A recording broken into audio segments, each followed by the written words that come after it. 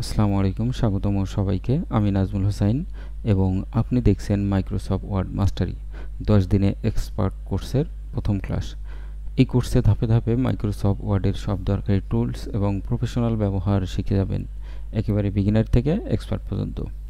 তো আজকের ভিডিওতে আপনি যা যা শিখবেন: মাইক্রোসফট ওয়ার্ড ইন্টারফেস ও তার বেসিক ব্যবহার, মাইক্রোসফট ওয়ার্ড ওপেন করার পদ্ধতি এবং মেনুবার পরিচিতি, ফাইল মেনু থেকে সেভ অ্যাজ, প্রিন্ট ইত্যাদি আমরা কাজগুলো শিখব। তাহলে চলুন দেরি না করে শুরু করা যাক। প্রথমত কম্পিউটার ওপেন করার পর এরকম স্ক্রিন আসবে। এরপর আমরা এমএস ওয়ার্ডটাকে কয়েকভাবে ওপেন করতে পারবো। আমি মূলত দেখানোর চেষ্টা করব আমার শিক্ষার্থীদের জন্য 2010 ভার্সন এবং 2024 ভার্সন। তো আমি স্টার্ট মেনুতে ক্লিক করব। স্টার্ট মেনু থেকে একটু উপরে স্ক্রল বারে ক্লিক করব। ক্লিক করে মাউস চেপে ধরে নিচের দিকে নামাবো। এরপর মাইক্রোসফট অফিসে ক্লিক করে মাউস স্ক্রল করব। এরপর মাইক্রোসফট ওয়ার্ড 2010 এখানে ক্লিক করব। ক্লিক করার পর এইরকম স্ক্রিন আসবে। এটা হচ্ছে এমএস ওয়ার্ড ইন্টারফেস। এরপর যদি আমরা ক্লোজ করে দিই, ডান দিকে ক্লোজ বাটন আছে, ক্লিক করলেই বন্ধ হয়ে যাবে। এরপর আমরা সার্চ বক্স, বাম দিকে আমাদের বাম দিকে সার্চ বক্স থেকে আমরা লিখে দিব ওয়ার্ড লিখে দেওয়ার পর উপরের দিকে আসবে মাইক্রোসফট ওয়ার্ড 2010, এখানে ক্লিক করবেন, তাহলে আমাদের সেই এমএস ওয়ার্ড প্রোগ্রাম ওপেন হয়ে যাবে। অথবা আমরা ডেস্কটপে রাইট বাটন ক্লিক করে নিউ, এরপর মাইক্রোসফট ওয়ার্ড ডকুমেন্ট এখানে ক্লিক করব। ক্লিক করার পর আমরা এখানে লিখে দিব ক্লাস 1, বা আপনারা যে কোনো একটি নাম দিতে পারেন। এরপর এখানে ডাবল ক্লিক করলে সেই আমাদের প্রোগ্রামটি ওপেন হয়ে যাবে। মূলত এখানে যে সাদা পেজ দেখা যাচ্ছে, এমএস ওয়ার্ডের ভাষায় এটিকে বলা হয় ডকুমেন্ট, এবং একদম সবার উপরের অংশটুকু হচ্ছে টাইটেল বার, এবং বাম দিকে আছে উইন্ডো কন্ট্রোল। এই বাটন দিয়ে আমরা এই প্রোগ্রামটাকে ক্লোজ করতে পারি। এটা হচ্ছে ম্যাক্সিমাইজ। অনেক সময় দেখবেন প্রোগ্রাম ছোট হয়ে যাবে, আবার ম্যাক্সিমাইজে ক্লিক করলে বড় হয়ে যাবে। এটা বাম দিকে মিনিমাইজ। এবং একদম বাম দিকে কুইক অ্যাক্সেস টুলবার, এই অংশটুকু হচ্ছে কুইক অ্যাক্সেস টুলবার। এখান থেকে আমরা দ্রুত শর্টকাট ব্যবহার করতে পারি, যেমন সেভ করা, আন্ডু রিডু করা। চাইলে আমরা এই অপশন থেকে আমরা নতুন টুলস নিতে পারি। আমরা যেখানে যদি নিউ আছে, ওপেন, বিভিন্ন ধরনের কমান্ড আছে। হ্যাঁ, তো যদি নিউয়ে ক্লিক করি, ধরেন আমি একটা নতুন ফাইল তৈরি করব, তাহলে নিউয়ে ক্লিক করলাম, নতুন একটা ফাইল তৈরি হয়ে গেল। হ্যাঁ, আমি যদি ক্লোজ করে দেই, ক্লোজ করে দিলাম, তাহলে কুইক অ্যাক্সেস থেকে এখানে নিউ ফাইলে ক্লিক অথবা কন্ট্রোল এন চাপ দিলে নতুন একটা ফাইল তৈরি হয়ে যাবে। এইভাবে আমরা এই কুইক অ্যাক্সেস থেকে এইগুলো কাস্টমাইজ করে নিতে পারবো।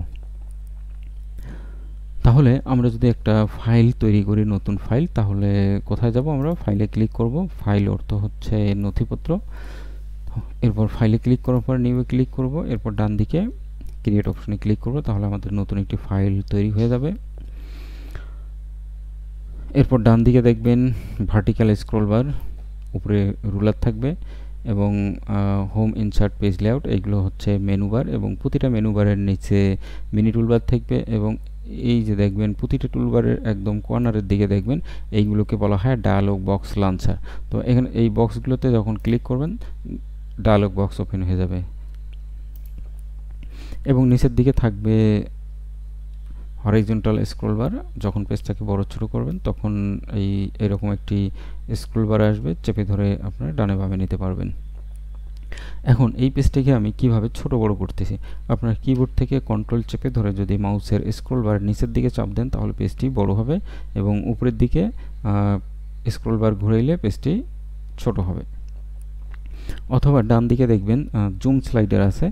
জুম স্লাইডারের মাঝখানে ধরে ডান দিকে চেপে ধরে টান দিলে বড় হবে, এবং বাম দিকে ছোট হবে। এরপর প্লাসে ক্লিক করলে বড় হবে, মাইনাসে ক্লিক করলে ছোট হবে। এটি মূলত হচ্ছে জুম স্লাইডার, পেজটিকে ছোট বড় করার জন্য ব্যবহার হয়। এরপর বাম দিকে আমরা দেখব স্ট্যাটাস বার। এখানে কতটা পেজ আছে, ওয়ার্ড আছে, আমরা এখান থেকে দেখতে পারবো। ধরেন আমি একটা সূত্র দিয়ে একটা প্যারাগ্রাফ লিখব। এখন দেখেন আমরা এখানে দেখতে পাচ্ছি 185 ওয়ার্ড আছে। তো এই ফাইলটিকে আমরা যদি সেভ করতে চাই, তাহলে কি করব? আপনারা লিখে নেবেন, অথবা আমার মতো করে এই সূত্রটি লিখবেন। RAND লেখার পর ফার্স্ট ব্র্যাকেট দিবেন এবং ক্লোজ করে দিয়ে কিবোর্ড থেকে এন্টার প্রেস করবেন। তাহলে দেখবেন যে 3টি প্যারাগ্রাফ চলে আসবে। এই প্যারাগ্রাফগুলো বা এই লেখাগুলো দিয়ে আপনারা প্র্যাকটিস করে নিতে পারবেন। তাহলে চলুন আমরা এখন সেভ করা দেখে নেই। তাহলে ফাইলে ক্লিক করে সেভে ক্লিক করব। সেভে ক্লিক করার পর এই আমাদের সেভ ডায়ালগ বক্স আসবে। এখানে ফাইল নেমের ঘরে আমরা যে ডকুমেন্ট আমরা টাইপ করব বা তার একটা নির্দিষ্ট একটা সাবজেক্ট থাকবে, ধরেন একটা বায়োডাটা হইতে পারে, একটা ছুটির দরখাস্ত হইতে পারে, সেটার বিষয়ের উপরে ভিত্তি করে তৈরি করতে হবে। যদি বায়োডাটা হয় তাহলে লিখবেন biodata of Sadia, biodata of Zahid, এইভাবে লিখতে হবে। তো আমি ডিফল্ট অবস্থায় এখানে লিখলাম ক্লাস 1, এরপর সেভ করে দিলাম। তাহলে এখন টাইটেল বারের দিকে লক্ষ্য করবেন যে ক্লাস 1 নামে সেভ হয়ে গেছে। তাহলে এই ফাইলটিকে যদি ক্লোজ করে আবার যদি ওপেন করতে চাই তাহলে আবার ফাইলে ক্লিক করব, ফাইল থেকে ক্লোজ, অথবা কিবোর্ড থেকে Ctrl+W চাপ দিব, তাহলে ক্লোজ হয়ে যাবে। এখন যে ফাইলটি সেভ করা আছে সেই ফাইলটিকে আবার যদি ওপেন করতে চাই তাহলে আমরা দুইভাবে ওপেন করতে পারবো। এই যে রিসেন্ট থেকে দেখেন এখানে রিসেন্ট ডকুমেন্ট আছে, ক্লিক করলে ফাইলটি ওপেন হয়ে যাবে। অথবা আমরা ফাইলে ক্লিক করে ওপেন, আমাদের এই সামনের দিকে থাকবে ক্লাস 1, আমরা এখানে ক্লিক করে ওপেন করতে পারি। অথবা যদি এখানে অনেকগুলো ফাইল থাকে তাহলে আপনারা এই যে ফাইল নেমের ঘরে লিখে দিবেন ক্লাস 1। লিখে দেওয়ার পর নিচের দিকে ফাইলটি ধরেন আবার আমি লিখে দেই ক্লাস 1, এরকম নিচের দিকে আসবে। ফাইলটিকে ক্লিক করবেন, এরপর ওপেনে ক্লিক করবেন, তাহলে ফাইলটি ওপেন হয়ে যাবে। এখন আমরা এই ফাইলে কোনো কিছু লিখতে পারবো আবার।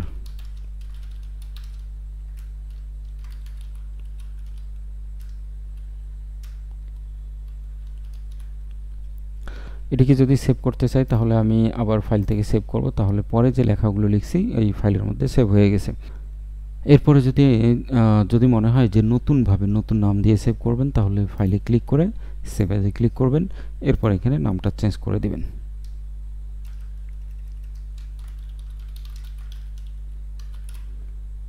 এরপর সেভে ক্লিক, তাহলে ফাইলটি সেভ হয়ে যাবে। এরপর আমরা পাসওয়ার্ড দেওয়া দেখব। ইনফো থেকে প্রোটেক্ট ডকুমেন্ট, এরপর এনক্রিপ্ট উইথ পাসওয়ার্ড। এরপর এখানে একটি ডায়ালগ বক্স আসবে, এখানে আমরা যে কোনো 4টা সংখ্যা দেব, দুই সংখ্যাও দিতে পারি। দেওয়ার পর ওকে করব। আবার 1 2 3 4 অর্থাৎ প্রথমত যে সংখ্যাটি দিব দ্বিতীয়বার সেই সংখ্যাই দিব। দেওয়ার পর ওকে বাটনে ক্লিক করব। তাহলে ওকে করার পর দেখবেন এই অংশটুকু হলুদ কালার হয়ে যাবে। তাহলে আমাদের কিন্তু নাজমুল হোসেন নামে সেভ করা আছে, আবার আপনাকে সেভে ক্লিক করতে হবে। তাহলে দেখবেন পাসওয়ার্ডটি অ্যাক্টিভ হয়ে গেছে। অনেকেই যে ভুলটা করে যে ফাইলটাকে ক্লোজ না করে ওপেন করে, তাহলে আপনাকে ক্লোজ করতে হবে আগে, যে ফাইলে ক্লিক করে ক্লোজ করবেন। পরবর্তীতে যদি আপনি ফাইলটি ওপেন করতে চান তাহলে আপনার পাসওয়ার্ড যাবে। তাহলে 1 2 3 4 পাসওয়ার্ড দেওয়ার পর কিবোর্ড থেকে এন্টার প্রেস করবেন অথবা ওকে বাটনে ক্লিক করবেন, তাহলে ফাইলটি ওপেন হয়ে যাবে। এরপর যদি আমরা পাসওয়ার্ড ডিলিট করতে চাই তাহলে ফাইল থেকে protect document encrypt with password, আবার এটাকে আমরা কি করব, ক্লিক করে ব্যাক স্পেস চেপে ধরে মুছে দিব। এরপর ওকে করব, আবার সেভ করব, বাস পাসওয়ার্ড ডিলিট হয়ে গেছে। এরপর আমরা প্রিন্ট করব। প্রিন্ট করার আগে আমরা দেখে নিই কীভাবে এই ফাইলটিকে পিডিএফে রূপান্তর করব। পিডিএফ হচ্ছে পোর্টেবল ডকুমেন্ট ফরম্যাট। তো ফাইলে ক্লিক করার পর আমরা আবার সেভ এজে ক্লিক করব। ক্লিক করার পর আমরা এখানে সেভ এজ টাইপ আছে, এখানে ক্লিক করার পর নিচে দেখবেন পিডিএফ অপশন পাবেন। এরপর যে নাম আছে ওই নামেই থাকবে। ডেস্কটপে ক্লিক করলাম, ক্লিক করার পর সেভ, তাহলে এই নামটি আমাদের পিডিএফ আকারে সেভ হয়ে গেল। এখন এই ফাইলটি আমরা যে কোনো জায়গায় যে কাউকে পাঠাইতে পারবো যারা সহজে এডিট করতে পারবে না এই ফাইলটিকে। এটি হচ্ছে মূলত পিডিএফ ফাইল। তো পিডিএফ ফাইলের আইকনগুলো দেখলেই বুঝতে পারবেন। এই যেমন এখানে পিডিএফ লেখাই আছে, যেমন উপরে হচ্ছে ক্লাস 1 হচ্ছে ওয়ার্ড ফাইল W, আর নিচেটা হচ্ছে পিডিএফ ফাইল। আইকনগুলো দেখে বুঝতে পারবেন। এরপর আমরা প্রিন্ট কিভাবে করতে হয়, ধরেন এই পেজটিকে যদি প্রিন্ট করতে চান তাহলে কিভাবে করব।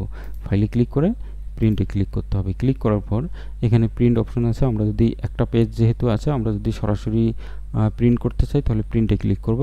তার আগে এখানে দেখতে হবে যে প্রিন্টার মেশিন ইনস্টল করা আছে কিনা। যেহেতু প্রিন্টার মেশিন ইনস্টল করা নাই তাহলে মানে প্রিন্ট হবে না, আর যদি থাকে তাহলে আমরা এখানে সরাসরি প্রিন্টারে ক্লিক করব। এরপর এখানে দেখেন আমরা যদি এই পেজটা কয় কপি বের করব, 1 কপি 2 কপি, তাহলে এখানে লিখে দিবেন কত কপি বের করবেন, লিখে দিবেন। অথবা এই যে আপ ডাউন পয়েন্ট আছে এখানে ক্লিক করবেন, যেমন 4 কপি বের করতে চাই, প্রিন্ট করব, তাহলে এই পেজটাই 4 কপি বের হবে। তো আমি এখানে 1 কপি করে দিলাম। দেওয়ার পর ধরেন আপনি 10 কপি আপনি টাইপ করছেন 10টা পেজ, 10টা পেজের মধ্যে সবগুলোই বের করবেন। তাহলে এখানে দেখবেন যে প্রিন্ট অল পেজ দেওয়াই আছে, কিন্তু আপনি চাচ্ছেন যে 10টা পেজের মধ্যে 5টা পেজ বের করার জন্য, তাহলে এখানে লিখে দেবেন 1 থেকে 5। এখন দেখেন প্রিন্ট কাস্টম রেঞ্জ চলে আসবে 1 থেকে 5। এরপর এখানে শুধু কি করতে হবে, লেটার সাইজের জায়গায় A4 করে দিবেন, এরপর প্রিন্ট করে দিবেন, তাহলে আপনার এই পেজটি প্রিন্ট হয়ে যাবে। এই ছিল আজকের ক্লাস। পরবর্তী দ্বিতীয় ক্লাসে দেখা হবে। সবাই ভালো থাকবেন, সুস্থ থাকবেন।